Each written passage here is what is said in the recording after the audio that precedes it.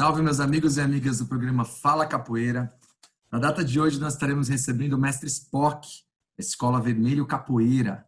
Vai falar um pouco sobre a sua vida, sobre seus anseios, sobre a realidade do nosso país e de como a perspectiva para a melhoria da condição de vida do nosso povo e também da nossa comunidade capoeirística. Antes de tudo, muito obrigado, mestre, por estar com a gente. Gratidão por receber a gente na sua casa, por mais que seja uma situação virtual, a gente está entrando dentro do seu lar, né? Então, estar falando contigo é algo muito importante. Muito obrigado. Eu que agradeço a essa oportunidade de poder falar um pouquinho, né, sobre as coisas da capoeira e sobre a minha história também. É bacana, é gostoso, é sempre bom, é sempre, como que eu posso te dizer? Faz bem pro ego também, né? É gostoso um pouco, né? A gente fica contente em ser querido, né? Isso é importante para a vida, acho, de qualquer pessoa, né? Mas é isso. Perfeito. Então, vamos começar, né? Como é que a gente estava comentando aqui nos bastidores, né? Começar de forma leve, né? Aham. Forma leve. Fala um pouco porque, fala o seu nome inteiro, né? E o porquê do apelido Spock. Comenta um pouco disso para a gente, por favor. Tá, então vamos lá. Isso é uma confusão comum em toda a minha história da capoeira. É assim, o meu nome é Roger Spock Vincent Varoli. O meu nome é Spock, certo? O meu apelido de capoeira é Vermelho. Nossa, que confusão! Porque eu escuto sempre o pessoal falar do senhor só que o senhor é Spock. Sim, justamente, né? Todo mundo pensa que esse é o meu apelido. Por isso que o apelido de Vermelho, que o meu mestre me deu, nunca pegou. Na verdade é isso. Na verdade eu que insisto com o Vermelho, porque, pô, todo mundo tem um apelido, né? Pô, quero ser o Vermelho também. O mestre que me deu o apelido. Eu acho legal isso, né? Honrar o apelido que o meu mestre me deu, pô. Claro, claro. Só que só o meu mestre me chama de Vermelho, entendeu? Ô, Mas mestre, ninguém, todo mundo realmente me chama de Spock. e sua idade? Quantos anos o senhor está? Você quer falar um pouco dos seus pais? Falar um pouco, né, não sei se o senhor é casado, não é? Quiser falar um pouco da sua família? Por favor, fica à vontade. Ah, bacana, tá bom. Ah, então, eu sou paulistano do bairro do Bexiga, é, sou um, minha mãe é nordestina, minha mãe é sergipana, né? Uma mestiça, né? Indígena, assim, bem mestiça, né? Com europeu e tudo mais. E o meu pai é italiano. Meu pai era muito mais velho que eu, tal, né? Muito mais de uma outra geração. Meu pai veio, meu pai é de 19. Meu pai nasceu em 1919. Minha mãe nasceu em 35. Então já tinha uma diferença grande de idade entre os dois. Já era um segundo casamento da minha mãe e um segundo casamento do meu pai quando eles se encontraram. Então eles tiveram 6 filhos juntos. Minha mãe já tinha 3 antes e meu pai já tinha uma filha antes deles se encontrarem. E aí eles ficaram 25 anos juntos, tal. E eu fui o último de, a nascer, né? Nasci em 76 ainda, né? Ali no finalzinho da ditadura ali, né? E, enfim, pô, a capoeira apareceu na minha vida de uma maneira assim que eu nunca busquei a capoeira, eu nem sabia o que que era capoeira. Não, nunca tinha nem visto capoeira. Para te falar a verdade, quando eu comecei na capoeira, eu nunca nem vi capoeira. Quando foi seu E primeiro aí eu contato com ela? foi em 90. Aí a minha irmã, bom, eu estava indo mal na escola, né? Tinha 14 anos, tal, e minha irmã conhecia o mestre Flávio desde a adolescência, tal, né? Conhecia de muito de longa data. E falou, pô, vamos lá fazer capoeira com o Flávio, pá, é legal, você vai gostar. E ele dava aula na Escola Paulista de Medicina, né? Então você imagina, né? Era bem longe da minha casa, na verdade, né? Eu morava ali no Centrão, né? Ia até a Vila Maria, até a Santa Cruz ali, né? Mas enfim, aí eu vi a capoeira, né? Cheguei lá na academia, nem gosto muito de luta, falei pra minha irmã assim, né? Ficar fazendo luta, não sei o quê. Mas daí eu vi a capoeira, cara. Aí eu vi a capoeira Na verdade, assim, o treino nem me chamou muita atenção, porque eu já fazia esporte e tal, então eu não me pegou, mas a roda foi uma coisa muito marcante, assim. E quem treinava capoeira nessa época era a mestra Selma. E eu nunca me esqueço, assim, eu sempre falo até isso para ela, que ela, né, pô, primeiro que ela era linda, né? Ela é uma mulher bonita, muito bonita, né? E na época, assim, eu olhei assim, ela jogando capoeira, dela fez um beija-flor, né? Mas um beija-flor no sentido da palavra mesmo, né? Que ela bateu assim e ficou parada no ar, assim, né? De ponta cabeça, assim. Eu olhei ela fazendo aquilo, eu falei, caraca, bicho, eu Desenho quero fazer perfeito. isso. Enfim, e aí eu comecei a treinar. Comecei a treinar o mestre Dal e o mestre Flávio que davam aula. A minha primeira aula de capoeira foi com o mestre Dal. Ele dava aula tipo 6 da tarde, acho uma coisa assim. E o mestre Flávio dava a segunda aula. Eu era metido, né, atleta, tal, né, fazia atletismo, jogava bola, tudo. Então eu falei, vou fazer tudo, né? Vou fazer as duas aulas. Aí peguei uma aula com o mestre Flávio, já entrei na segunda aula com o mestre Flávio e foi. Beleza, passou o dia seguinte, eu não desci escada, né? Não andava. Falei, pô, o que é isso? Eu, atleta, ficar quebrado assim, nunca aconteceu isso, né?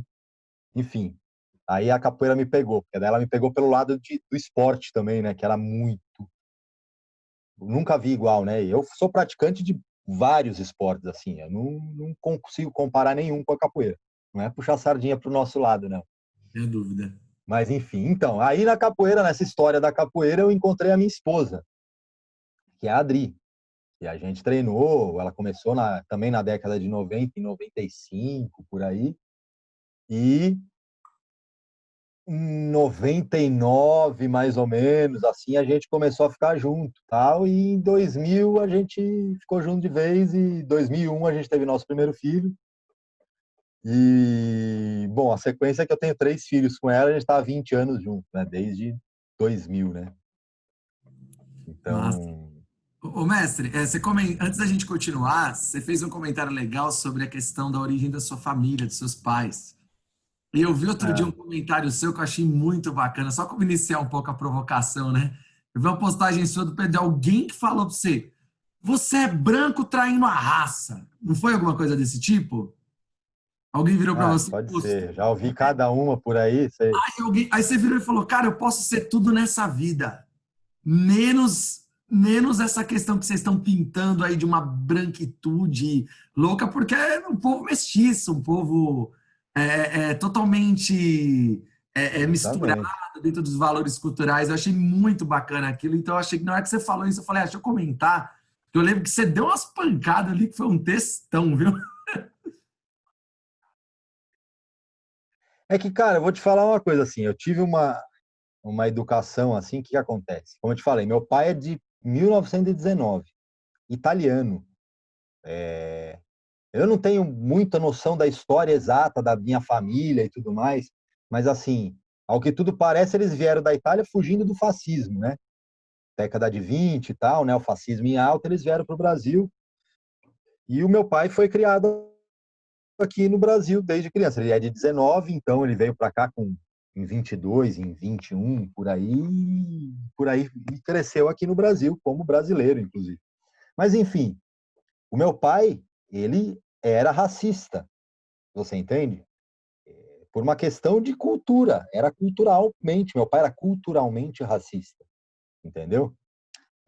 Então tem muita, eu passei por uma educação nesse sentido bastante confusa, porque eu imagino, eu vivia no Bexiga. Não sei se você conhece o Bexiga. O Bexiga é um gueto de gente preta, né? De negros, né, cara? No centrão da cidade, né? Samba do Tem a Bexiga. Vai-Vai, do lado da Vai-Vai. E o samba do Bexiga, né? A gente não pode esquecer disso. Justamente. Então, assim, os cortiços, né? Tem todo esse lado, né? Que tem essa mistura do italiano que ficou nos cortiços, ou que se deu bem na vida, ou que se deu mal, e dos negros. Ou seja, ali só tinha estrangeiro, não tinha, né, a elite ali no centro, você entendeu? Sim. Mas, por um lado, meu pai tinha esse preconceito, esse racismo mesmo, de achar que era isso, que a gente não podia se misturar.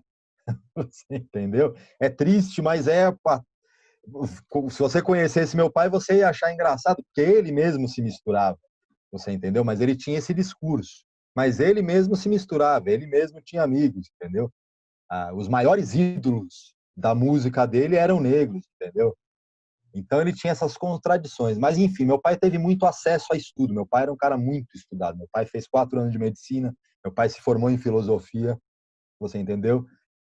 Meu pai passou pela guerra, né? O meu pai ele se alistou na época da Segunda Guerra. Então ele sofreu uma pressão psicológica do governo militar muito grande. Então ele tinha alguns traumas assim na vida e algumas coisas, e ele era de uma geração muito anterior a mim. Então todo mundo, quando me via com meu pai, pensava que eu era neto dele, não filho. E ele é orgulhoso de falar, não, imagina, é meu filho e tal, né? Imagina, é italianão, imagina o jeito dele. Falava um monte de palavrão e tudo mais. Mas enfim, nesse conceito de educação racista, né, que não tem outro nome, na verdade, né? Eu tentei a vida inteira passar a mão por cima disso, não, eu talvez até hoje ainda seja sem querer, talvez hoje eu ainda tenha um pouco de racismo dentro de mim, sem querer, por educação, por cultura, você entendeu? Então esse é um problema e um choque cultural que eu tive com a capoeira muito grande, você entendeu? De compreender que, pô, não é aquilo que meu pai falava. Você entendeu? É o contrário, saca? Então, cara, a capoeira nesse sentido foi muito importante. Para mim me reconhecer, inclusive, para mim saber quem eu sou, em que lugar que eu tô. Você entendeu? Bom, voltando ali com o meu pai, é o seguinte, então, meu pai passou por tudo isso, mas ele tinha uma formação, uma educação muito boa. Meu pai fez USP e tudo mais, né? E ele tinha uma noção muito clara, e desde criança, desde muito criança, criança mesmo, porque meu pai morreu quando eu tinha 10 anos. Então eu digo criança de perto disso, ele já me falava sobre o que era o comunismo, sobre o que era o capitalismo, entendeu? Ele gostava muito dos americanos, né? Inclusive o meu nome é inspirado numa série americana, né? O Spock é do Jornada nas Estrelas, que meu pai queria que eu fosse um cara inteligente como o Spock e tudo mais. E dentro dessa coisa toda, cara, eu me vi um pouco perdido, né? Porque, porra, como é que é, né, cara? O negro é marginal mesmo ou não é? Saca? É E, perigoso mesmo eu andar com um negro, cara? Porra, será que é? Será que não é? Pode falar. e essa Quer fazer questão uma que você falou pergunta? da sua identidade, dessa sua construção enquanto pessoa, esse simbolismo que a capoeira te trouxe, como Isso. foi o contato seu com o seu mestre? Fala um pouco dele pra gente. Como é que foi esse contato teu e essa construção tua dentro de uma filosofia capoeirística? Então, assim, dentro da minha formação de capoeira, eu posso te dizer assim, que eu tive uma formação bem abrangente, mas eu tive uma formação de capoeira de academia, assim, né? Não menosprezando isso, nem nada, mas é que acho que a capoeira, eu descobri depois que a capoeira é muito mais que isso, né? Não adianta você ficar só jogando capoeira dentro da tua academia, né? Até para você conhecer, para você valorizar, para você entender mais o que é. Então, por muito tempo eu tive uma visão também preconceituosa com a capoeira, onde eu só enxergava boa a capoeira que o meu mestre me mostrava, né? Hoje, por exemplo, eu vejo, hoje não, na época eu já via, mas as rodas da República da década de 90, Biné, Maurão, eu vejo esses mestres assim, eu falo, cara, que capoeira linda, que capoeira do caramba, que é muito forte aquilo, você entendeu?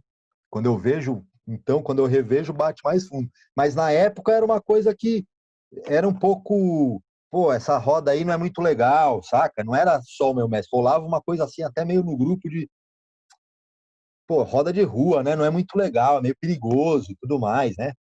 Enfim. é uma certa proteção até, né, para o aluno e tudo mais, eu compreendo tudo isso. Mas, assim, a capoeira é muito mais que isso, né, cara? A capoeira, ela é justamente essa mistura, né?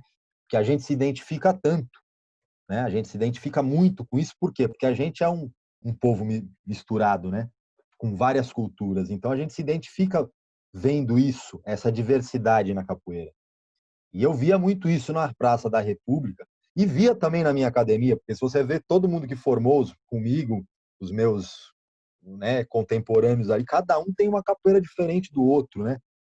E isso é uma coisa que o meu mestre sempre, sempre, sempre prezou. E é um cara que sempre prezou muito a tradição, né, cara?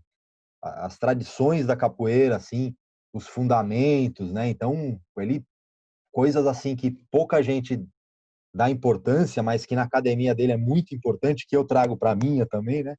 Essa história de não passar na frente do berimbau, e ele explica sempre o porquê. Por que que você não pode passar na frente do berimbau? Pô, o berimbau tá tendo uma conversa com o capoeirista, então ele pegava no pé mesmo, ele parava a roda mesmo para vamos lá, vamos embora. Não é assim, é assim, dava bronca mesmo. Enfim, o mestre Flávio Tucano, de novo, não querendo puxar a sardinha, mas eu acho que eu desconheço, não conheço. Pior que eu trabalhei na revista Capoeira, vi muita aula, assisti muita aula de capoeira, e não é desmerecer nenhum capoeira, mas enfim, o mestre Flávio Tucano, ele é um cara que ele é o melhor professor de capoeira que eu já vi, entendeu? Ele é um... Isso é uma coisa que me prendeu muito. Ele é um cara que ele nunca foi um estúpido, né, como professor. Ele sempre foi um cara que teve a paciência de explicar, de olhar e reparar nas suas qualidades, entendeu? Isso é uma coisa muito importante para essa capoeira que está crescendo muito, quando a gente tem um grupo muito grande, né? Acaba padronizando, a gente não consegue enxergar muito essas coisas, né? Enxergar as Mas, diferenças. enfim, o mestre Flávio é isso, né? É um cara de cabeça muito forte, né? De gênio muito forte, não é de muita, sabe, fazer evento grande, coisa muito grande. A gente sempre foi né, um bem caseiro ali, os mesmos amigos que iam lá vão até hoje na academia dele, sabe? Então é muito isso. E um cara que joga uma capoeira fenomenal, né? Que também dava uma segurança muito grande, né? Jogar capoeira com o mestre Flávio era uma coisa fantástica, porque quando você conseguia sair da chapa giratória dele, da meia-lua de compasso, você falava, porra, ninguém me pega nesse golpe, né? Enfim, meu mestre, né? Assim, o mestre Flávio é o único cara que eu treinei mesmo, assim, de verdade, né? A gente já teve discussões, eu já saí da academia, já, né, fui treinar na academia do mestre Suassuna, treinei com o mestre Torinho, né, que na época era professor, enfim. Mas mestre, mas é isso, né? Ele é meu mestre, então acaba tendo uma relação muito próxima, né? Que no caso são 30 anos, você imagina. Eu tenho 44, né? É mais da metade da minha vida com o meu mestre. Então a gente acaba discutindo, até porque ele me conheceu adolescente e hoje eu sou um homem, né? Então isso é uma coisa também difícil, né, das pessoas entenderem, né? Então a gente acaba tendo um pouco desses conflitos às vezes. Mas é isso, é o meu mestre, né, cara? É o cara que eu sigo, que eu acho que é a capoeira que eu me espelho mais, entendeu? Principalmente quando é aquele jogo ligeiro assim, nossa, é a capoeira dele que eu sempre me prendo e gosto muito de verdade, assim, entendeu? É isso, mais ou É menos. legal você falar sobre essa questão, por exemplo, que dentro do núcleo do teu mestre, por exemplo, tem uma situação mais caseira, porque quem escuta às vezes, né, o Cordão de Ouro, né, o grupo Cordão de Ouro, aquela mega estrutura e tudo mais, pensa, meu, é uma academia sempre entupida, sempre lotada, mas não, você tem os núcleos, né? Você tem os núcleos, já conversei com pessoas de outros grupos grandes também, e o pessoal fala muito disso, fala, não, a gente tem um núcleo que é mais caseiro. Isso é uma coisa bonita de se falar. Eu acho que é normal, mais que normal, acho que é natural isso, né? Porque você imagina, um grupo grande, que nem o Cordão de Ouro, que nem Abadá, Senzala, enfim, é muita gente, as cabeças não pensam iguais, entendeu? Então a gente até gosta de jogar a mesma capoeira, gosta de se entender pela mesma linguagem ali corporal e tudo mais. Porém, às vezes não bate em alguma filosofia, em alguma coisa. E eu acho que isso é natural, né? Então a gente preza a permanência às vezes, né, e tudo mais. E eu, sinceramente, por esse meu lado político, na verdade é um lado político que eu precisei tomar, né? Eu para não entrar em conflito, para não entrar em contradição, inclusive com o meu mestre, que também já não é mais, não é que ele não seja mais, é que ele hoje tem o grupo dele também, eu preferi sair, né? Para mim poder buscar o que eu penso também, né? Não ficar só ouvindo, como a gente estava falando, um grupo muito grande, é muita cabeça. Você imagina, eu não sei, eu não tenho ideia de quantos mestres tenham formados hoje no Grupo Cordão de Ouro, entendeu? Eu não conheço todos. E, enfim, você acaba ficando ali, né, ouvindo. E se você quer, né, conhecer, você precisa, às vezes, né, se descolar um pouco e buscar o seu caminho, né? Eu acho que é uma coisa até de família isso, né? Aproveitando nisso, você falou de conhecer, abrir a portas e desenvolver seus trabalhos pessoais. Como que está o seu trabalho hoje? Como é que está o trabalho da sua escola? Onde você está localizado? Fala um pouco desse teu trabalho, sobre seus alunos, né? Mesmo entendo essa situação da pandemia, mas mesmo antes, como é que estava seu trabalho? Fala um pouquinho. Então, esse também isso é uma coisa muito pesada mesmo, assim, para mim, né? Na verdade, assim, eu tô completei esse mês 30 anos, né, de Pepuá e queria, né, o ano passado, 2019, eu consegui alugar um espaço meu, né, para dar aula tal e fundei, né, esse grupo, né, o Vermelho Capoeira, enfim. E comecei o meu trabalho solo mesmo, né? Comecei o meu trabalho, um ano muito difícil, né? Abrindo um espaço num bairro até meio elitista ainda, né? Porque fica entre a Aclimação e o Cambuci. Então a Aclimação né? Eu via pelos vizinhos de baixo, assim, o vizinho que tinha comércio embaixo, ele dizia que passava a gente balançando a cabeça e xingando o barulho da capoeira, entendeu? Que eu fazia na minha academia. Então, assim, era um trabalho para fazer barulho mesmo. Era isso, é para ocupar o espaço, para chegar, para aparecer, entendeu? E era um sonho que eu estava realizando de ter o meu espaço de capoeira, né? E de ser do lado da minha casa. Eu ia a pé, porque eu moro na Vila Monumento, né, que é próximo do Museu do Ipiranga aqui, eu ia a pé para minha academia, que era na Lins de Vasconcelos, 10 minutos. Não precisava pegar trânsito, né? Mas enfim, eu dou aula desde 2000, cara. Desde 2000 que eu dou aula. Mas eu nunca consegui fazer um trabalho porque eu dava aula em academia de ginástica, né? Então é aquele negócio, né? Academia de ginástica é isso. Então É só mais um. você tem um aluno aqui, pô, acabou o plano, ele sai, nunca mais te viu, nunca mais te vê, entendeu? Fiz vários amigos, né? Com isso, em academia de ginástica, mas tudo ex-aluno, mas poucos alunos, na verdade, né? Na verdade é isso, um por ano, assim, eu consegui trazer para capoeira, assim, né? De aluno, assim, né, de capoeirista. Formei um que veio da academia de ginástica, né? Ele hoje está em Israel, né? Que ele é judeu e tudo mais. O Macarrão, formei o ano passado. Então, eu montei essa academia e foi um ano muito difícil, cara. Muito, muito difícil. Muito, muito difícil. Eu tava botando dinheiro do bolso, né? Meu, da Adri, da minha esposa, do trabalho dela, do trabalho que eu tenho nas escolas. Eu também dou aula para criança em escola particular, né? Então, esse trabalho mais é que segurava meio que a onda, né, da capoeira. O trabalho que eu dou de aula em escola. Enfim, aí veio a pandemia, eu tive que fechar, né, cara? Daí eu tive que fechar, daí eu segurei ainda um mês. Ainda tive alguns amigos que ajudaram aí para me tentar manter aberto o espaço, mas eu tive que devolver o espaço, você entendeu? Tive Claro. que entregar o espaço porque era um aluguel muito caro, R$ 2.000 por mês.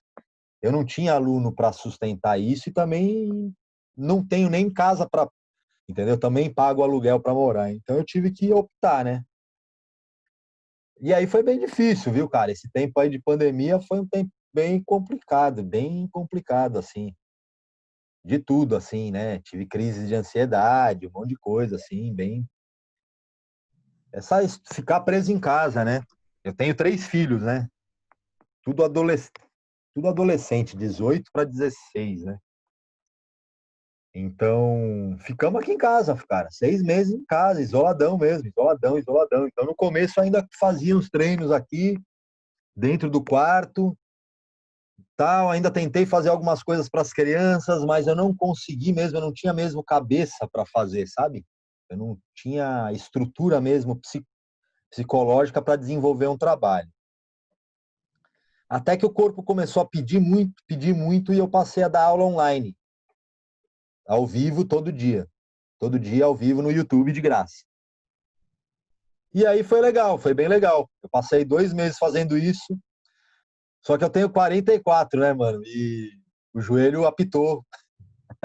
Todo Assim, dia? no final de 2 meses, o joelho falou, cara, é melhor você dar um tempo.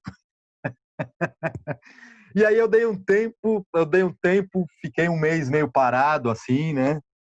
E tô começando a voltar agora, tô dando mais aula particular mesmo, via o WhatsApp mesmo, né, para os meus alunos, ou aula de berimbau, ou aula de capoeira mesmo, né, de movimento, treino físico e tal, né? Para pelo menos poder manter o Mas trabalho. é isso. Pelo menos poder manter o trabalho, né? É, cara, assim, na verdade a capoeira é minha vida, né, cara? Mesmo o trabalho que eu tive como fotógrafo, ele foi 100% ligado à capoeira, né? E aliás, esse é um privilégio que eu acho que vai demorar para alguém ter. Vai demorar, porque eu não tem mais mídia de capoeira, né?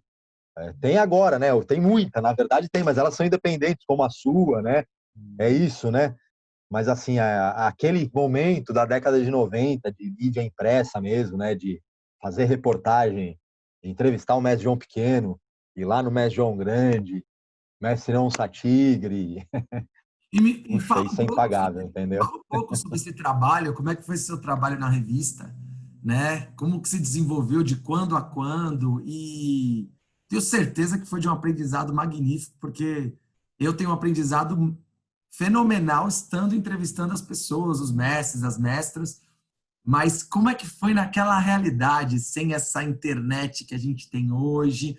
Como você mesmo comentou, eram poucas mídias, poucos trabalhos, e a gente tem muita questão do pegar, né? A gente tem muita questão do pegar, do toque, da revista. E como é que foi isso para você? Então, a revista Capoeira foi fantástica. Eu comecei no jornal da capoeira. O Adriano, que era o dono da revista, o Adriano e o Marcelo Guerra, e o Lúcio Vidal, que era um fotógrafo, que eles eram 3 sócios da revista. Eles estavam procurando alguém, algum capoeira, que fotografasse capoeira. E por coincidência, aquela história de estar no lugar certo na hora certa, né? Aquela história de sorte, de oportunidades, né? E que elas não são para todos, né? Por isso que a gente tem que dar valor para as oportunidades, né? E entender que nem todo mundo tem, né?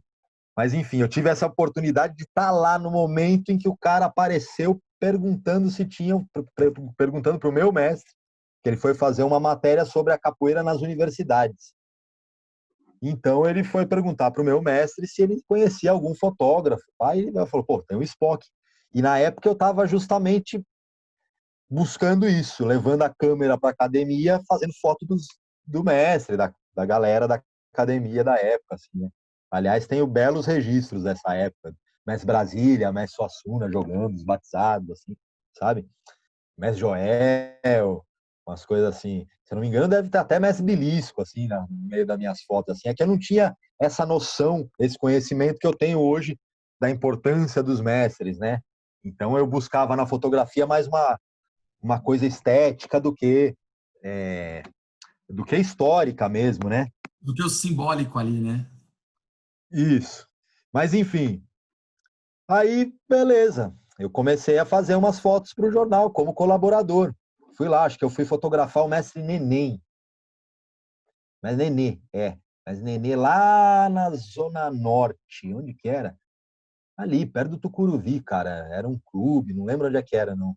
Mas assim, era um batizado, febre da capoeira, década de 90. Isso eu tô falando de 94, 95, uma coisa assim. Febre, capoeira febre, cara. Assim, não... Hoje tem muita capoeira, mas era fervia nessa época. Na década de 90 a capoeira fervia. Os eventos tinham. Você ia num. Tinha o Projeto Equilíbrio na época, que tinha um forró e não sei o quê. Então tinha roda de capoeira. Todo lugar que você ia tinha uma roda de capoeira. E o pau comia, né? E o pau comia nas rodas. Roda de capoeira na década de 90 era uma coisa perigosa. Bem perigosa. Tinha que ficar bem esperto. O pau comia mesmo, cara. Teve até. Saiu até morte no Fantástico nessa época, né? Era, era uma coisa de Uma benção, autoafirmação, uma né? ponteira, né? Uma benção, uma ponteira na, Foi uma ponteira na barriga. Né? na barriga. Enfim, era uma coisa. Era uma autoafirmação da capoeira, né? Era um momento que a capoeira estava se autoafirmando, né? E tinha aquele apelo da bomba, né? Do MMA, que estava também na. Não era nem MMA, era o Vale Tudo que estava nascendo na época, e o Mestre Hulk ganhou, pô. Então, todo mundo nessa onda meio de vale tudo na capoeira, né? De ser forte, muito grande e tomar bomba mesmo. E então era uma capoeira de força, né? Era, era muito assim. Então eu fui fotografar e conheci muito, né, desse mundo dessa capoeira de força, que o Adriano inclusive gostava muito desse lado da capoeira mais de força, né? O cara era até porque por uma questão estética até, né? O cara forte, aparecer na revista tal. Ele tinha muito esse lance comercial com a revista, que era muito importante, né? Que é claro que o capoeirista, não quero nem exigir que ele entenda esse tipo de coisa, mas é importante ressaltar que dentro do mercado que a gente tinha, que ele tinha que vender revista, que ele tinha que era pago, né? Era tudo impresso, era um dinheiro muito alto, né? Era um dinheiro grande que rolava e não tinha patrocínio. Então ele tinha que prezar pelo lado estético, pelo lado comercial da revista mesmo. Então tinha muito disso, que era banal, claro que era banal, era uma banalidade, podia passar batido, mas era importante. Era importante para ele, para a revista se manter, né? As modelinhos na capa que faziam. Algumas fizeram um mês de capoeira e foram capa da revista. Imagina, isso causou. Imagina, a gente tem a mestra Luana aí, um monte de capoeirista de verdade aí que, imagina, né?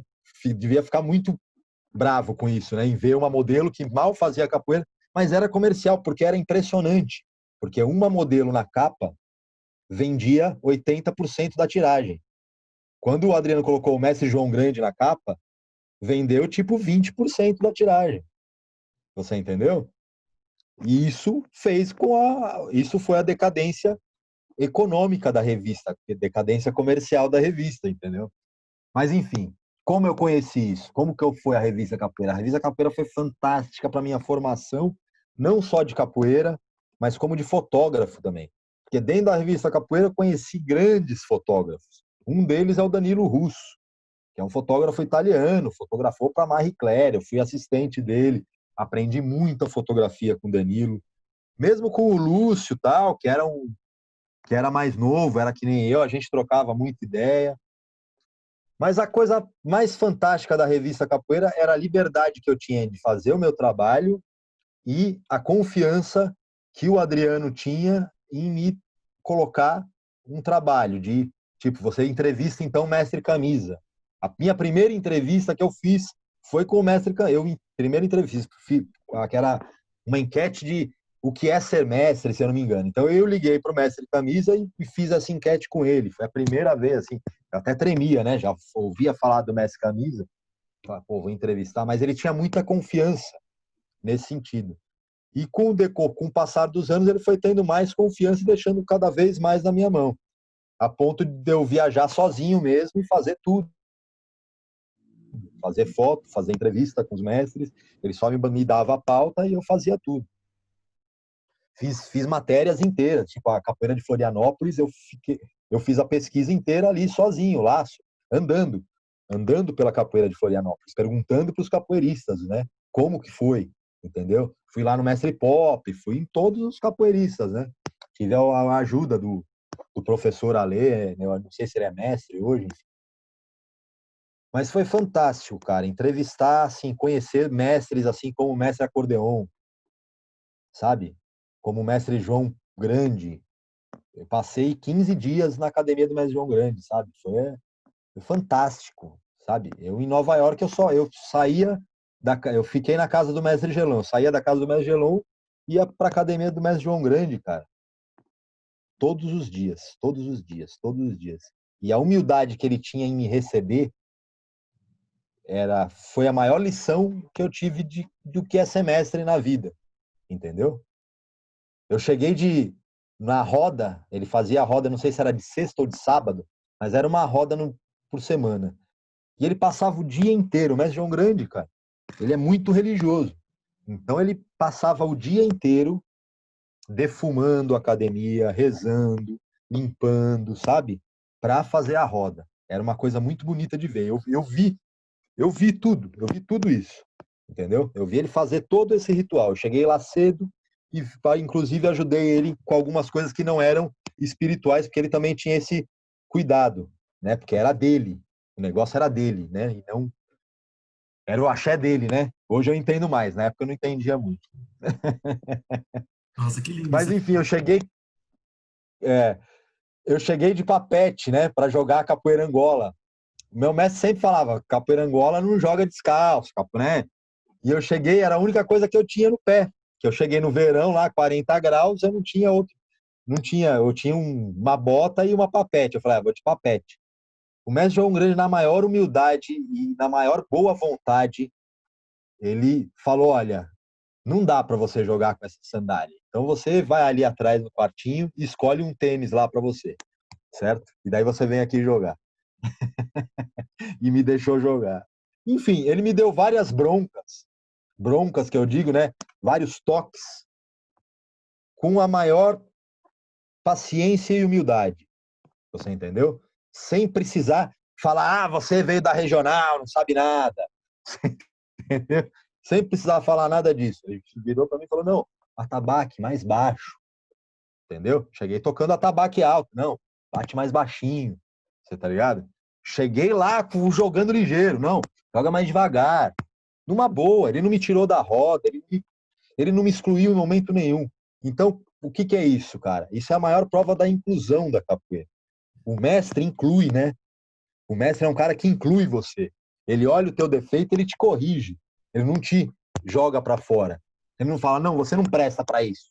Não, ele tenta te colocar. Ele fala, não, cara, ó, faz assim que é melhor. Então, esses mestres, eles são realmente, sabe, o canon, né? Vamos seguir. São eles, sabe? É isso que é ser mestre, né? João Grande, acordeão, a mesma coisa. São vertentes diferentes, mas mestre acordeão é a mesma coisa. Também passei uma viagem com mestre acordeão de vários dias, foram uns 20 dias no Nordeste, assim, a gente fez Natal, Recife e Salvador. Para Salvador eu não fui, eu fui só para Natal e Recife. Mas o mestre acordeão também, assim, altos toques, vários toques, na verdade me corrigindo mesmo, sabe? Me corrigindo pela minha postura, ou pelo meu jogo, ou pelo meu toque, ou pelo o jeito de eu falar alguma coisa em um momento que não era de ser falado, mas sempre incluindo, não te deixando em uma situação constrangedora, sem te constranger. Você entende? Claro, claro. Então eu aprendi muito com essa humildade desses grandes mestres, você entendeu? João Pequeno, Onça Tigre, o mestre Gato, que era um mestre muito mais duro, né? Um mestre mais duro, né? Um mestre, né? O mestre João Grande é um mestre amoroso, o mestre Acordeão é um mestre amoroso, o mestre Gato é um mestre mais duro, né? Mais tradicional, assim, nesse sentido de dar a bronca mesmo, assim, né? De dar umas indiretas, assim, você sabe que é para você. Mas eu tive contato com esses grandes mestres, cara. Então isso é uma coisa que a revista Capoeira me deu e que eu não teria esse contato. E assim, eu tive um contato que como aluno também eu não teria, jamais eu teria, sabe? Eu tive um contato onde eles me enxergavam de igual para igual, você entendeu? Onde eles me davam uma entrevista, eles não me viam como um aluno, né? Como um, ah, tá bom, então, sabe? Era diferente. Então, sentar na mesa e tomar a cerveja com o mestre Suassuna e, e com o mestre Onça, sabe? É tão bom ouvir. E é isso, É tão, era diferente. é tão bom ouvir uma frase dessa como a tua, porque você está hoje com 44, você falou, né? 44 É, está hoje. Quantos anos você tinha exato. quando você foi para a revista? Quantos anos você tinha? Quando eu comecei na revista, Você sabe? Você lembra é ou não? isso? Eu não É, entendi a pergunta. isso mesmo. Quantos anos você tinha quando você começou na revista? Eu tinha 20, 19, 20. Cara, isso, 19 para 20 anos. eu comecei com o meu trabalho de pesquisa quando eu estava com 24 anos, 24 para Né? 25. E eu senti a mesma coisa que você falou agora, da pessoa te chamar, você sentar na. Eu me sentia que eu estava no lugar errado. E eles Justamente. nunca me deixavam, não é que eles nunca me deixavam sentir isso, mas eu me sentia, por conta dessa questão de um menino, um garoto, começando agora, começando a viver essa vida. Eles, não, você sentava na mesa com todo mundo, como se, sabe, como aquelas pessoas que você sempre viu como os verdadeiros mitos. Você entendeu agora o que eu quero dizer, né? Sim, é claro, os verdadeiros mitos. Né? As pessoas, o seu símbolo da sua fé na capoeira, porque eles são os nossos griots, né? Eles são as nossas bases. Isso eu acho é bom escutar isso, achar, perceber que eu não estava maluco naquela época, não. Não, cara, você não tava, sabe por quê? E outra coisa, você também, com 24 anos, já era capoeira, né? E eu comecei com 11. Você já era capoeira. Já, eu comecei com Pois 11. é, então você já tinha tudo isso, né? Então, quando você conhece aquele que você já ouve falar há muito tempo, eu, como fotógrafo, já entrevistei muita gente famosa que eu mal conhecia, você entendeu? Mas no Uhum. caso da capoeira, não. No caso da capoeira, eram pessoas que eu ouvia histórias disso, de ser mito mesmo. Pô, o cara é um mito da capoeira. Pô, o mestre Camisa, o rei da tesoura. Fui lá no sítio, andei a cavalo com o mestre Camisa, sabe? Poxa, eu nunca teria essa oportunidade como aluno de capoeira de um grupo. Nunca teria, entendeu? Isso foi a revista Capoeira, a fotografia, né? Esse lado que me levou. O lado econômico da revista não foi tão feliz assim, né? É... Aliás, não foi nem um pouco feliz. Na verdade, assim, a primeira edição da revista, para você ter uma ideia, não só eu, mas éramos 3 fotógrafos. Nós 3, a gente não ganhava por trabalho de fotografia. O trabalho de fotografia era voluntário. A gente ganhava pelos anúncios que a gente conseguisse vender. Então, eu trabalhava para vender anúncio da revista. Eu não trabalhava para ganhar com fotografia. A fotografia era um trabalho que eu dava para a revista andar.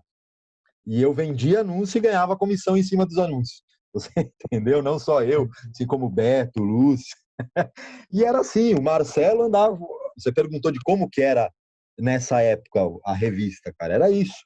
Era muito trabalho, mas muito trabalho, porque você tinha que montar o boneco da revista todo num computador que era, pô, o computador demorava meia hora para ligar, sabe? Era tudo muito devagar, tudo que era digital era muito devagar ainda.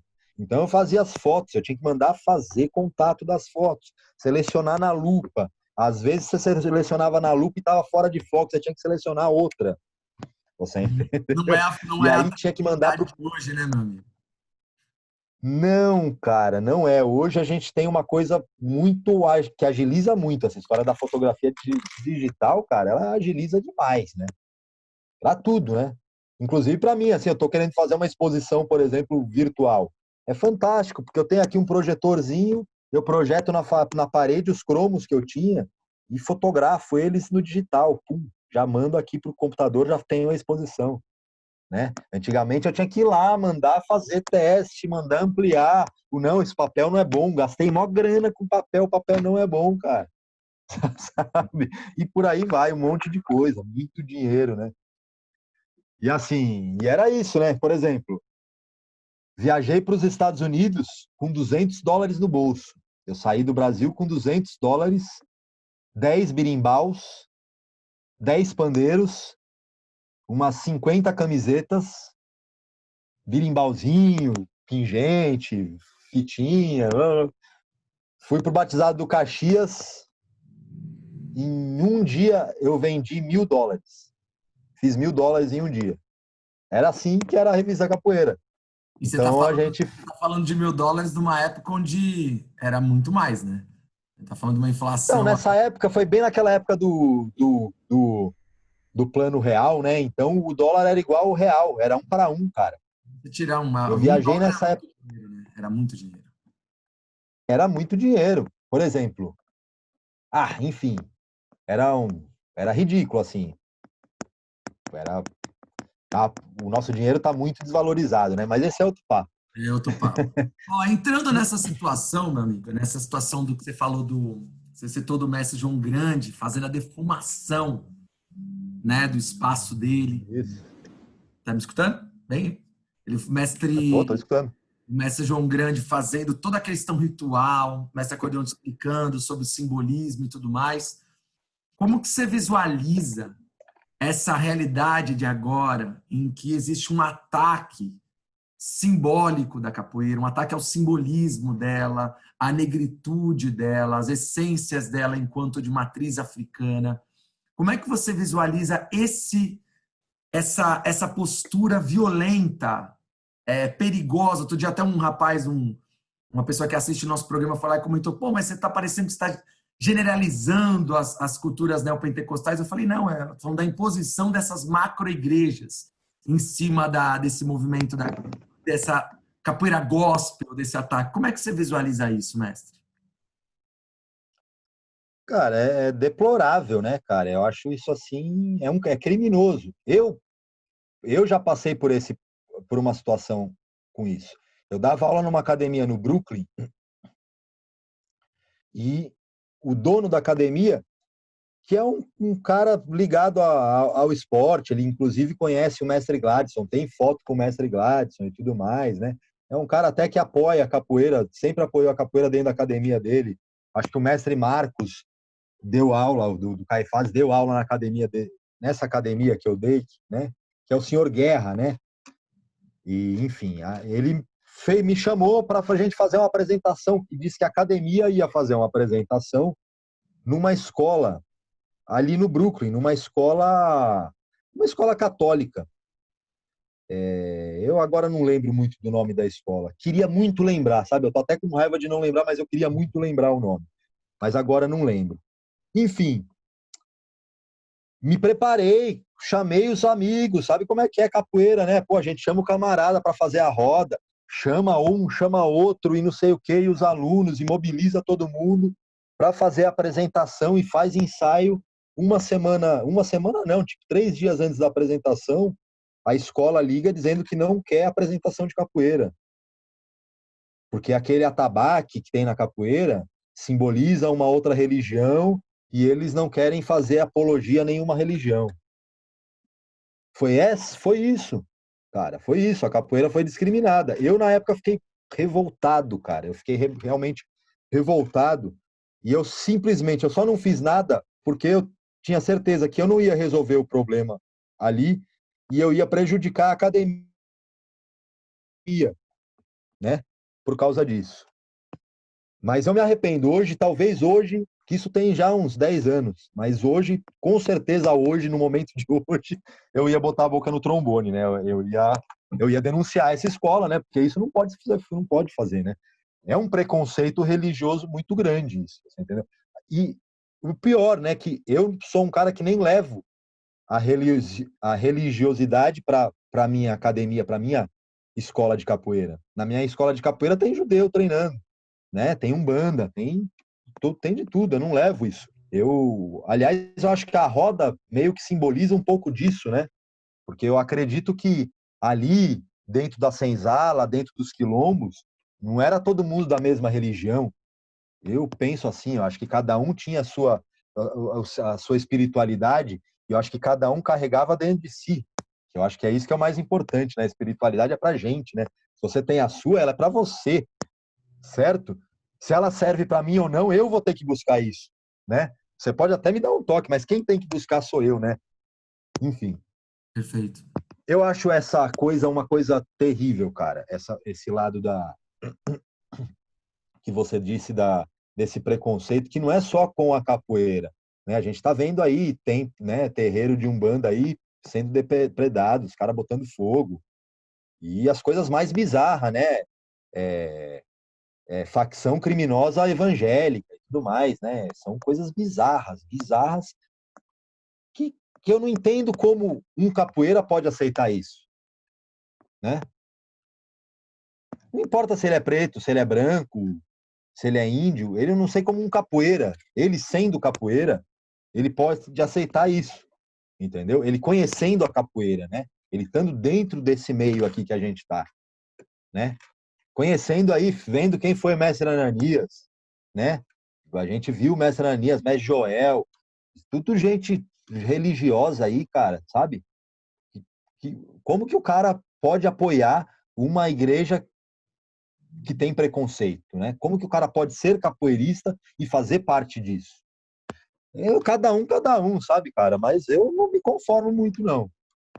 Eu não consigo me conformar muito com isso, não. Tem igrejas evangélicas que são evangélicas, que são boas, você entende? Sim, claro. Tem gente boa em todos, não tem 100%, né, cara? Acho que é mais importante a gente ter isso na cabeça, não tem 100%. Mas isso é muito complicado. E esse lado da regulamentação, aquela história que você falou do IFAM, deles, que você fez um desabafo lá no Facebook, inclusive, é triste, cara. O caso da regulamentação, o cara que fez o projeto, para você ter uma ideia, só para a gente começar o assunto, ele ele é filho do vice a presidente da República do Maluf. Ele era vice do Paulo Maluf nas eleições de 89. Então, numa boa, cara, que ligação esse cara tem com a capoeira? Então a gente tem que começar. Eu acho que o capoeira tem que passar a enxergar esse tipo de coisa, sabe, cara? Não pode mais ser assim, ele é meu amigo. Na época da revista tinha o Turco Louco, né? E o Adriano tinha o apoio do Turco Louco. Então, Spock, você tem que votar no cara, porque senão a gente vai perder as nossas chances. Eu falei, pô, Adriano, você me desculpa, cara, mas isso não tem cabimento, sacou? Se você vota no Turco, se ele te apoia, ele te apoia, problema é seu. Mas ele não apoiava a capoeira, ele apoiava a revista Capoeira. O capoeirista tem que entender isso, Perfeito. saca? Ele apoiava uma vertente, ele não apoiava a capoeira.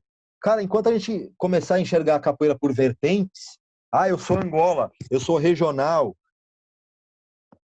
Não, a gente tem que começar a enxergar diferente, cara. Ó, primeiro, tudo isso é uma afrocultura, em primeiro lugar, cara. Então a gente tem que se unir a quem luta pelas afroculturas. A gente não tem que se unir com um cara que é, porra, partido novo, Amoedo aí, na boa, cara. Mas o cara ele vai defender o banco. Não importa se ele é honesto, se ele não é, ele não vai defender a capoeira, ele não vai defender o negro, ele não vai defender as afroculturas, ele não vai defender os índios. Não vai, ele vai defender os bancos. Então tá na hora da gente passar a se reconhecer, cara. Sabe? Parar de achar diferença entre a gente. A gente tem diferença sim, natural, mas acima de tudo a gente é capoeira e a gente luta por esse mesmo bem. A gente pode excluir a capoeira tradicional? De maneira nenhuma, né? Mas a gente também não pode excluir a capoeira aí da galera que gosta aí, que vive de competição. Eu não participo, eu não vou formar um aluno para ser um atleta. Mas essa capoeira tá aí, ela existe, né? Então, em vez da gente demonizar esses caras, não vamos trazer esses caras pra gente. vamos mostrar que, ó, cara, isso tudo aí que você está fazendo é uma afrocultura. Vem com a gente, ajuda a gente, caminha junto com a gente, entendeu? Então a gente tava falando esses dias, eu não sei se é propaganda, mas enfim, fazendo uma pesquisa aqui, eu acho que a última pessoa que chamou a comunidade da capoeira para conversar foi a Alessi Brandão. Foi a última política que eu saiba, assim, que eu tenha visto, assim, que tenha feito alguma coisa oficial para chamar os capoeiristas para ter uma conversa, para saber o que a gente precisa, foi a Alessi Brandão, uma candidata negra do samba, né, da perifa de partido de esquerda, aliás, do Partido Comunista, né, do PCdoB. Ou seja, pô, que mais que a gente precisa enxergar, cara? Tá aí. Quem que era o ministro da Cultura? Precisou um negro, precisou o Gilberto Gil ser ministro da Cultura para a capoeira ser enxergada no Brasil, cara, para ser reconhecida. A gente tem que entender isso, né? Então, na boa, não sou eu, não é você, eu não vou protagonizar a capoeira. Eu não, pelo meu perfil, pelo meu biotipo, pelo que o meu biotipo representa, eu não sou a pessoa adequada a encabeçar nada na capoeira, mas eu sou a pessoa certa, sim, e você e todo mundo e qualquer pessoa a apoiar, Para né, estar nos bastidores, sim. essas pessoas. Que são quem? Que são realmente os negros, cara. Saca? Eles têm que encabeçar, eles têm que.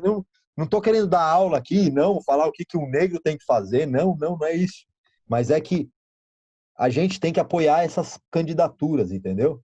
A gente tem que apoiar os movimentos afro, cara.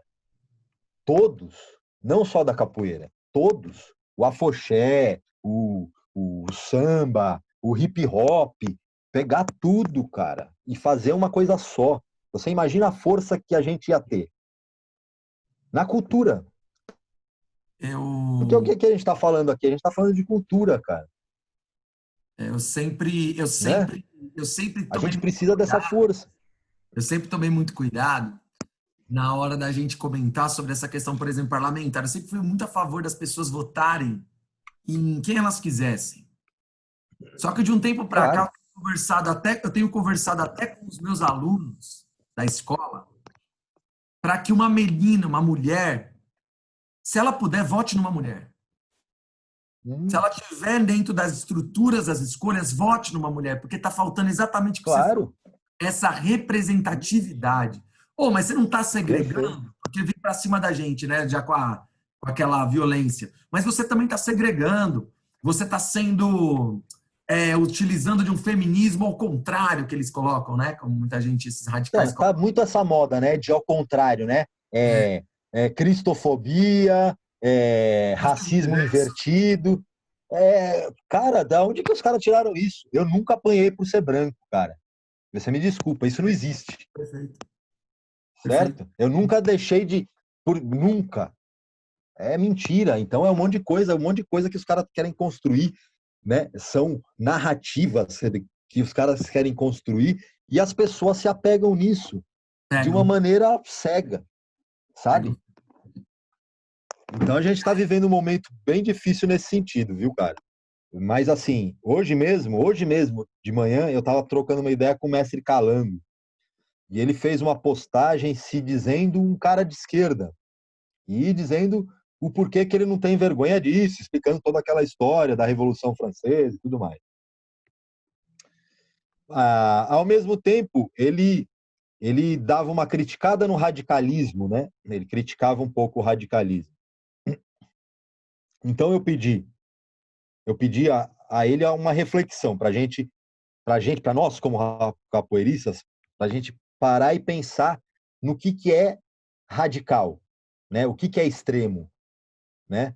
Na realidade é o seguinte: não é extremo a gente ter uma verba direcionada para que o capoeirista produza, para que o capoeira produza, né, em prol da capoeira, e essa verba não ser destinada para o capoeirista, ela ficar retida 2 anos, que nem você falou, acho que são Você falou de 17 até, né, 3 anos, acho que é isso, né? Anos, 3 para Enfim, 4 anos. isso não é uma violência? Isso não é um extremismo? Isso não é Perfeito, extremo? perfeito. Isso é extremo, né? Então, será que a gente pode ainda continuar sendo tranquilo e ponderado e deixar isso passar de maneira sem falar nada, sabe? Sem brigar? Posso colocar uma questão? Uma questão que você colocou? Pode. O senhor perdeu o espaço, que é um Sim. patrimônio nacional brasileiro desde 2008 e patrimônio imaterial da humanidade.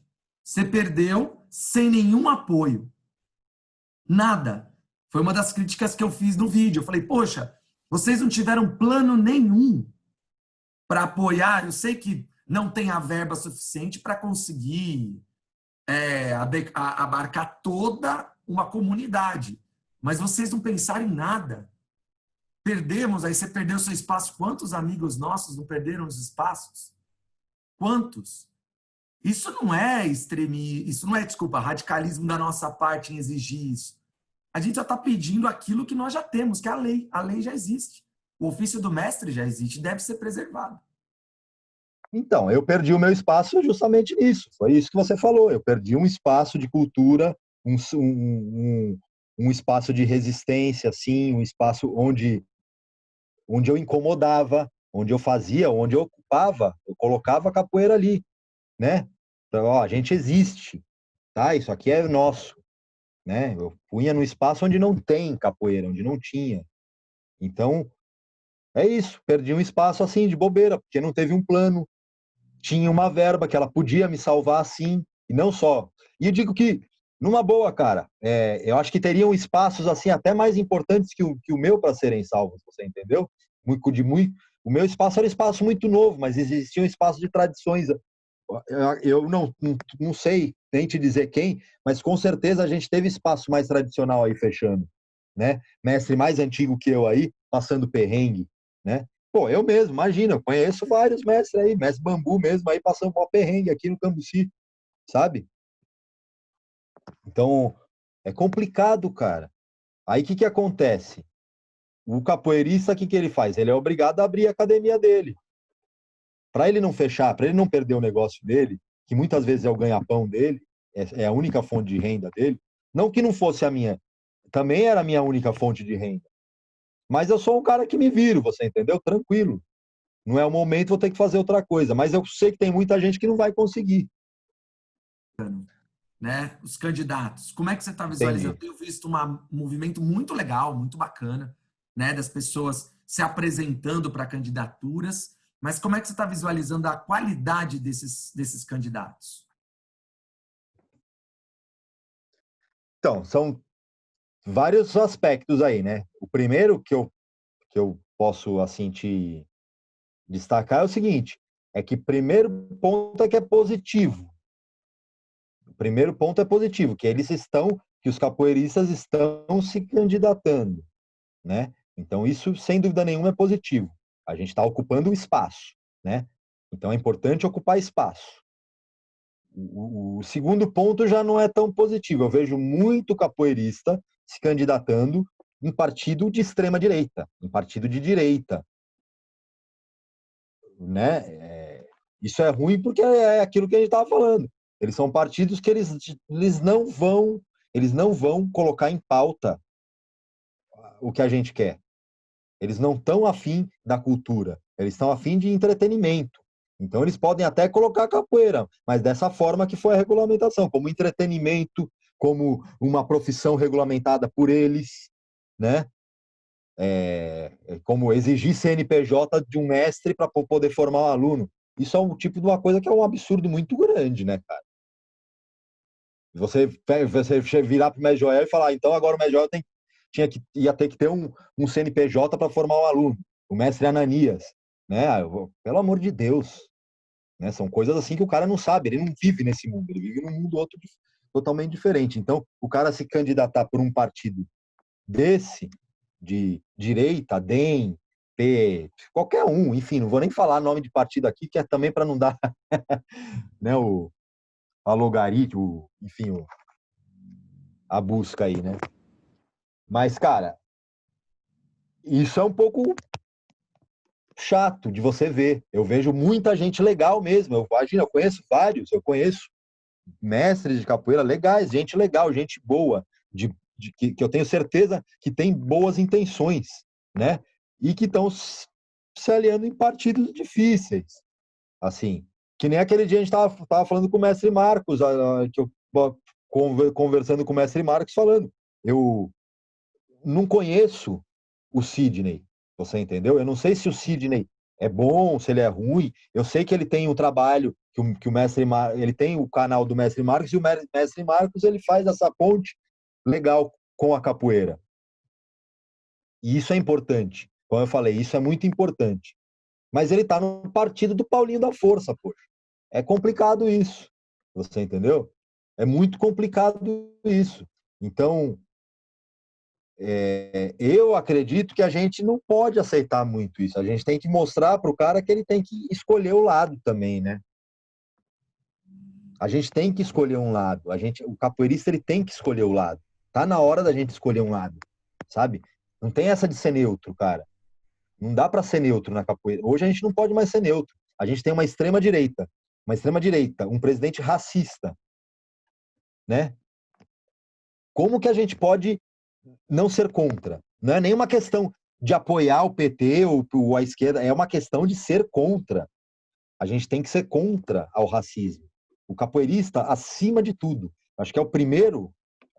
Acho que esse devia ser o lema de toda a academia. Acho que toda a academia devia colocar assim, ó, em primeiro lugar, assim, para você entrar aqui, você tem que ser antirracista. Você não pode aceitar o racismo, você não pode aturar o racismo. O racismo tem que ser uma coisa que você é contra, antirracismo, né? Então, quando um capoeirista vota no Bolsonaro, poxa, cara, onde está o antirracismo dele, né? E a luta toda, quem que foi preso? Quem que apanhou? Quando a capoeira era proibida? O branco que gostava da capoeira, ele era preso e apanhava, será? Eu acho que não, eu acredito que não. Eu não sei te dizer, mas eu tenho quase certeza que não. Eu tenho certeza que quem apanhava, quem ia preso, quem deu sangue para você jogar. Lado positivo, o terceiro ponto que eu destaco da candidatura dos capoeiristas aí é que, poxa, até que enfim, na verdade é isso, né? Até que enfim, bastante gente se candidatando. E que é normal, e que é natural, e que é claro que é natural, até a gente entender como que isso tudo funciona, né? Até mesmo quem está se candidatando entender como que funciona lá dentro, entender, né, que é importante ter um partido, escolher um partido a dedo, escolher mesmo, não entrar em qualquer um, né? Escolha um partido. Mas isso vai demorar. Isso é uma discussão que ela está começando agora e que eu acho que, assim, se a gente for bem otimista, daqui a uns 10 anos, a gente vai ter alguns capoeiristas aí representando legal a gente. Mas isso não é uma coisa para agora, saca? Não é uma coisa que a gente vai construir de um dia para o outro, né? É o que eu estava falando do Mestre Calango, né? Ele falou, mas e aí, Spock? Pô, o que que a gente faz? Né? Que solução? Qual a solução? Então, a solução, uma delas é essa que está rolando, que é a galera, né, pôr a cara para bater, se candidatar, fazer propaganda, entendeu? E começar a entender isso. E a segunda coisa é isso, é que não é de um dia para a noite, né? Eu, Isso vai demorar ainda.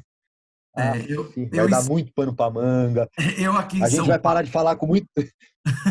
Vai eu ter aqui, muito amigo capoeira que vai parar de falar com a gente. nossa, já tem tanta gente que já não fala mais comigo e eu tenho numa Pois situação é. diferente.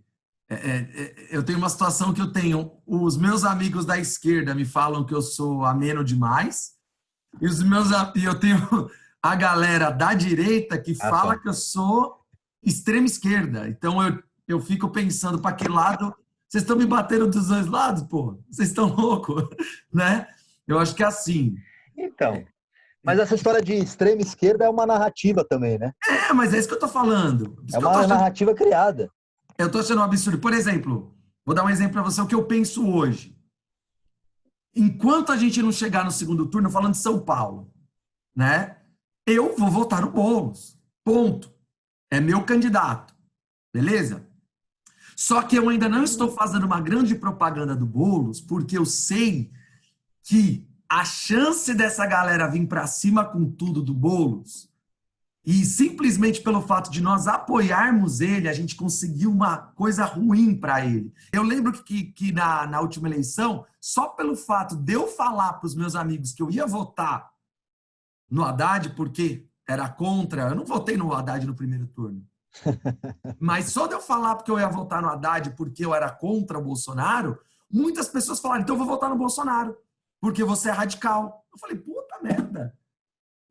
Então, assim, nesse momento meu. Engraçado, você é radical porque ele ficou puto que você ia votar no Haddad. Você que é Exato. radical e ele que ficou puto que você ia votar no Haddad. Entendi a radicalidade, de que lado que tá. E eu percebi, depois eu fui estudar sobre isso, eu percebi que era um jogo, era uma estrutura de todas as pessoas que falavam uma coisa, a pessoa fazia outra. Tanto que, se você notar, pouca coisa eu falei do Boulos, pouquíssima, nas redes sociais, o público que eu tenho. Então, eu tenho falado muito desse possível crivela que a gente pode ter em São Paulo. É muito perigoso esse possível crivela, cara. É isso que a gente tem que tomar cuidado, até mesmo, não sei se você concorda, mas Muito perigoso. até mesmo a eleição de um Covas da vida seria algo menos pior do que um muçulmano, cara. Ah, não tenha dúvida. Sabe? Não, o russomano é um bolsonarinho, né, cara? É um malufinho, enfim, é isso. Ele é... Só que é muito pior, né? É muito pior, porque é um cara cheio de ressentimento, cheio de... É complicado. O russomano, ele é um cara nefasto mesmo, assim, né? É Exatamente. complicado. Mas a gente está chegando no final da nossa conversa. Eu sei que a gente vai precisar de mais dias para bater papo, porque isso aqui não vence, né? Cara, eu falei demais, né? É foda, cara. Eu não sei, Não, depois de não, um tempo, não, depois de uma certa idade, a gente começa a falar desbestadamente, né, cara? É um problema. não é Tudo bem, eu tô aqui com problema. meu chimarrãozinho ainda, aí eu vou embora. Eu não vou mentir para você, eu tô com muita inveja de eu não estar aí para tomar esse chimarrão junto, viu?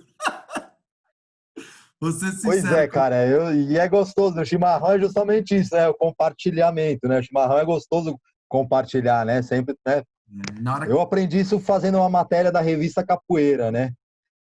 Foi lá quando eu fui para Florianópolis, né? Os caras lá, tudo lá, os manezinhos da ilha, né? A gente subia no morro ali do Macaco e ficava tomando chimarrão, né? E fazendo batuque lá, que tinha um camarada que um, fazia uns batuques de cerâmica. Era fantástico. Então a gente ficava fazendo batuque lá e tomando chimarrão. E aí eu fiquei viciado nisso. Ai, que ótimo. E aí fica a dica, né, do chimarrão. E aí eu peço para o senhor, mestre, para Caiu você de novo. falar um pouco das suas, não considerações finais, mas as palavras para esse público em relação não apenas ao momento que nós estamos vivendo, mas o que o senhor gostaria de falar para a nossa comunidade, essa comunidade que precisa compreender esse aspecto social, precisa compreender esse aspecto da capoeira enquanto luta de resistência, enquanto respeito, enquanto amor, né? Por favor, não vou ficar falando não, senão eu te dou a diretriz. Então, cara, a capoeira ela é fantástica, né, o Lobo? Capoeira é uma A capoeira mudou a minha vida, né? A capoeira me abriu minha cabeça, a capoeira me fez uma pessoa muito melhor, a capoeira me mostrou o mundo, me mostrou um mundo diferente, né? E mas existem muitas coisas erradas que estão rolando na capoeira e que já rolam há muito tempo e que talvez seja a hora da gente passar a pelo menos discutir, a pelo menos conversar a respeito, né? Uma coisa muito grave que está acontecendo na capoeira, muito grave, é a pedofilia, cara. Né? Muitos, mas muitos mestres sendo acusados de pedofilia. E os grupos mestres. Então a gente tem que passar a conversar sobre esse assunto, sabe? A gente tem que começar a dar nome aos bois, cara. A gente tem que deixar de enxergar a vítima como culpado, né? Essas coisas, né? Porque a vítima muitas vezes não fala porque é uma pessoa muito grande. Então, a gente tem que passar a repudiar, né? É essas pessoas, né? Então, a gente precisa passar por uma fase assim na capoeira de não pode aceitar só porque o cara é um mestre bacana, um cara bom de capoeira, que ele é um cara que vai lá e estupra uma mulher, um cara que vai lá e estupra um menino, um cara que vai lá e, sabe, abusa de alguém.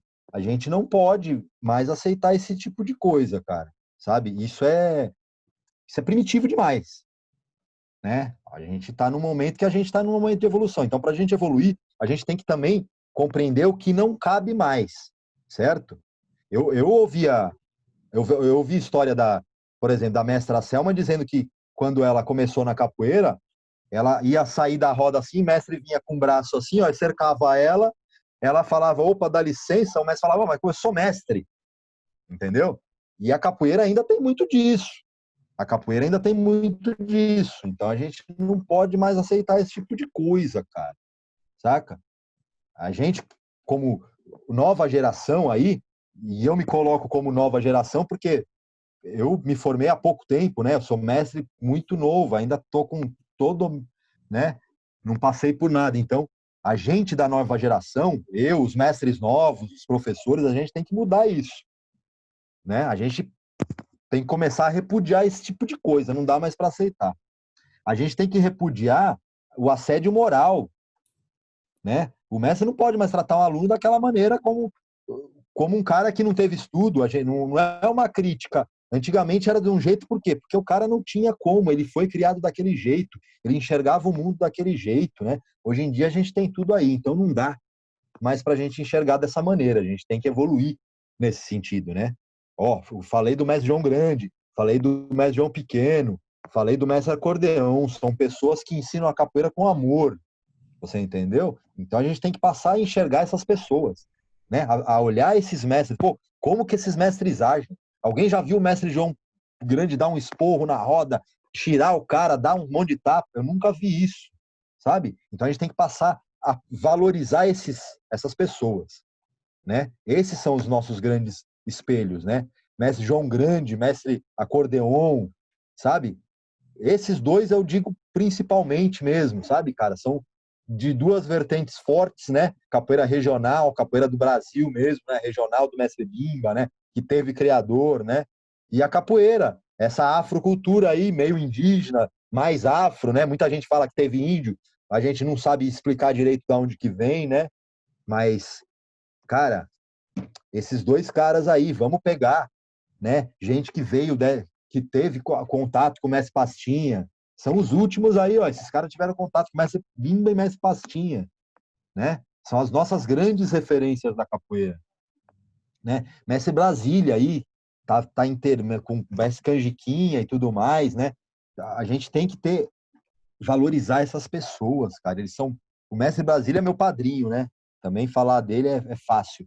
É outra pessoa, é um cara, ele ensina a capoeira com amor, né? Então, o meu recado, eu acho que é esse. Sabe, a capoeira já passou por várias fases, né? Então, eu estava falando da década de 90, que a capoeira era aquela capoeira de força, aquela fase de autoafirmação. Vários mestres dessa época, eles me falaram, inclusive, dessa maneira, que eles tinham que se autoafirmar mesmo, né? Então, a gente já passou dessa fase, a gente não precisa mais se autoafirmar. A gente já sabe que a capoeira ela tem potencial para várias coisas, inclusive como luta, se você quiser ir para o MMA, para o que você quiser, ela tem potencial, né? Inclusive para você ser um grande historiador, né? Inclusive para você ser o que você quiser, a capoeira ela te dá esse rumo. Ó, na escola eu não aprendi nada, nada, mas nada da história que eu aprendi na capoeira. Dentro da capoeira, eu aprendi muito mais história do Brasil do que na escola, certo? Então, fica uma dica também para a gente ser mais educador na capoeira, né?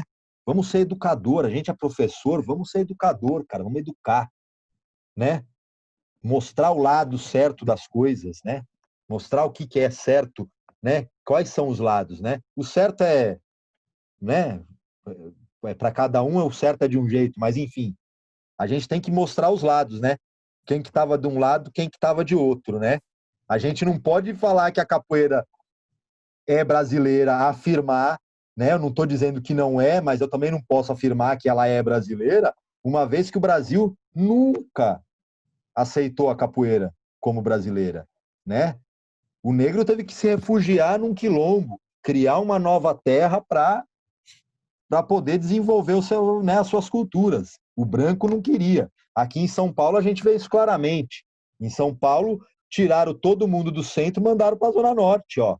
Ó, nego, vai para a Zona Norte, Zona Leste, mais para a Zona Norte, né? As escolas de samba foram tudo para a Zona Norte, né? A maioria, né? Por causa que é isso, sabe? Ninguém queria a nossa cultura, ninguém queria a nossa capoeira. O brasileiro não queria. Então, a gente tem que pensar duas vezes antes de dar entregar a nossa cultura para o Brasil assim de mão beijada, né? Eu sou brasileiro, eu gostaria muito que a capoeira realmente fosse brasileira, mas eu não posso afirmar isso, né?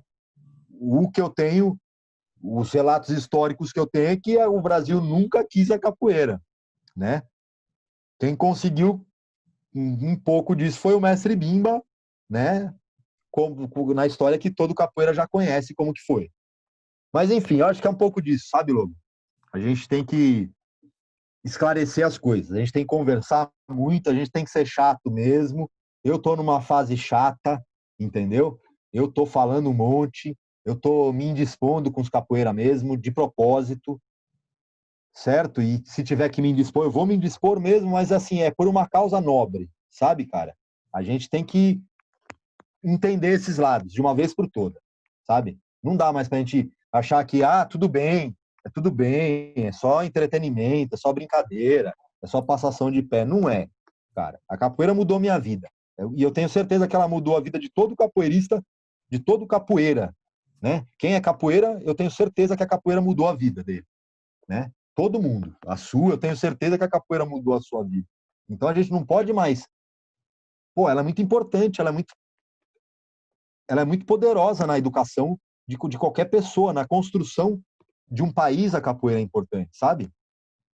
Ela tem ela tem uma bagagem histórica muito importante e é pouco explorada, sabe? Essa bagagem histórica é o esclarecimento de muita coisa na nossa vida, certo? Da nossa miscigenação, de tudo que a gente passa hoje em dia, de tudo que a gente vive hoje. Então a gente precisa de mais esclarecimento. É essa a minha bandeira. Esclarecimento. Vamos, chega de meme raso, vamos trocar ideia, conversar, fazer questão mesmo, falar, falar, falar, falar. Essa é a minha campanha. E eu tô de apoio aí, ó. Eu vi uma campanha legal aí de uma galera aí de um coletivo do PCdoB, do coletivo Capoeira Perifa. Não conheço muito não, realmente não conheço a fundo, É mas do ouvindo Palito. as ideias deles assim, achei bastante legais. É o Palito. É o É o Palito Palito? isso. É o Palito, isso. Isso Entrevistei mesmo. ele já. Entrevistei eles já. Fizemos uma entrevista muito legal, um bate-papo muito bacana. Então, eu não conhecia, eu ouvi a entrevista, mas eu achei bacana o papo deles, entendeu? E eu acho que a gente tem que apoiar essa galera, a gente tem que apoiar os capoeiros, assim. Não é direcionar, não, mas é importante que a gente tenha um foco, sabe? Porque tem, como você falou, tem muita gente aí, né? Tem muita E gente. a gente está nessa época. Bom, a nossa brincadeira hoje foi bem política, né? Mas como não falar de política e falar de capoeira, né? Impossível. Eu acho que é meio Impossível. impossível, né? Mestre, muito obrigado. Gratidão. Gratidão por ter nos recebido. Pô, Lobo, eu que agradeço, cara. Me senti até bem à vontade com você, assim, sabe? Muito bacana a sua entrevista, assim. Eu já tenho acompanhado o seu trabalho já tem tempo e, cara, muito importante isso, sabe? Muito importante essa disposição que você tem, essa iniciativa que você está tomando e a gente precisa de mais gente assim. Você podia ter fazer mais, sei lá, alguma coisa diária, assim, eu sei que isso depende de muito tempo, mas ia ser muito importante. Ou conseguir a gente juntar uma galera para fazer algo diário, um informativo diário para o capoeirista mesmo, saca? Eu acho que é importante, cara, ou pelo menos 2 vezes por semana, 3 vezes por semana. Eu não sei, mas é muito importante isso que você está fazendo.